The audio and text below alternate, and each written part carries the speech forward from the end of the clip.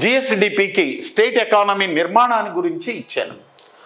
ఆంధ్రప్రదేశ్ ఆర్థిక వ్యవస్థ నిర్మాణంలో వచ్చే మార్పులను విశ్లేషించడానికి ఈ 4 భావనల్లో ఏ భావన ఉపయోగపడుతుంది అని అడిగాను. 4 భావనలు ఉన్నాయి, ఏ భావన ఉపయోగపడుతుంది అని.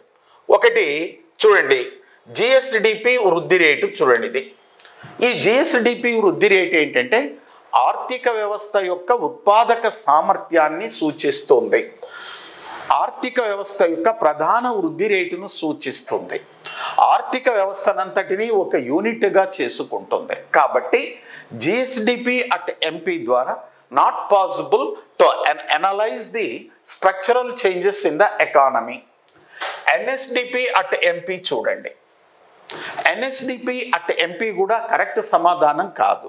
ఎందువల్ల అంటే ఎన్ఎస్డిపి అట్ ఎంపీ ద్వారా దేన్ని అంచనా వేస్తున్నామంటే ఆంధ్రప్రదేశ్ ఆర్థిక వ్యవస్థ యొక్క సామర్థ్యాన్ని తెలంగాణ ఆర్థిక వ్యవస్థ, కర్ణాటక ఆర్థిక వ్యవస్థ, మహారాష్ట్ర ఆర్థిక వ్యవస్థ, జాతీయ ఆర్థిక వ్యవస్థతో సరిపోల్చడానికి ఉపయోగిస్తాము.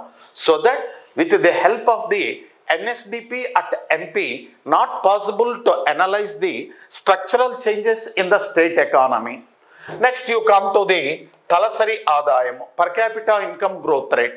Per capita income growth rate అనేది దేనిని సూచిస్తుంది అంటే ఒక కుటుంబము, ఒక వ్యక్తి యొక్క ఉత్పాదక సామర్థ్యాన్ని సూచిస్తుంది.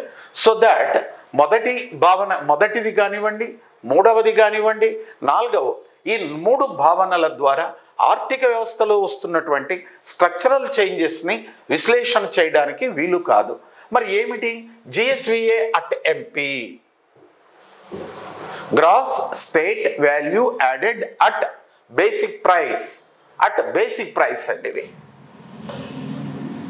అట్ బేసిక్ ప్రైస్తో మనము దేన్ని అసెస్మెంట్ చేయవచ్చునంటే ఆర్థిక వ్యవస్థలో వస్తున్నటువంటి స్ట్రక్చరల్ చేంజెస్ని అనాలిసిస్ చేయడానికి అవకాశం ఉంటుంది.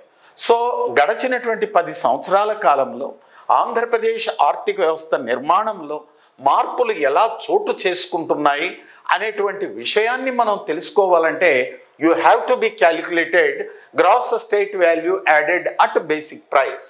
Okay, right.